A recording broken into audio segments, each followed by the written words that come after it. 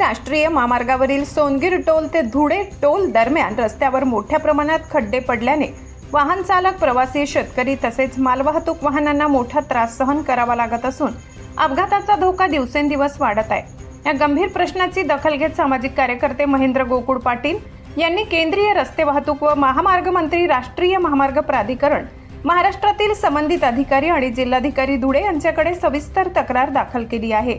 तक्रारीत नमूद करण्यात आले आहे की संबंधित मार्गावर वाहन चालकांकडून नियमित टोल वसूल केला जात असला तरी रस्त्याची आवश्यक देखभाल होत नसल्यामुळे अनेक ठिकाणी मोठमोठे खड्डे पडले, त्यामुळे वाहनांचे नुकसान होत असून नागरिकांच्या सुरक्षिततेचा गंभीर प्रश्न निर्माण झालाय।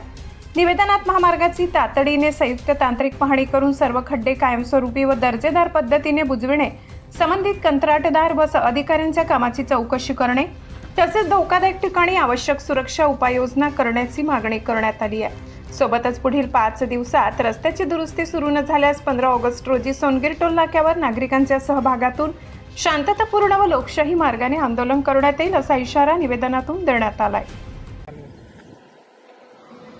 आपण बघू शकता की हा नॅशनल हायवे आहे की या नॅशनल हायवेवर किती प्रमाणात खड्डे पडले आहेत, याच्यावर प्रशासन कुठली दखल घ्यायला तयार नाही आहे। या नॅशनल हायवेमध्ये इंदूर आणि मुंबई हा मोठ्या प्रमाणात महामार्ग आहे, याच्यावर अनेक प्रकारे मोठमोठे खड्डे पडले आहेत।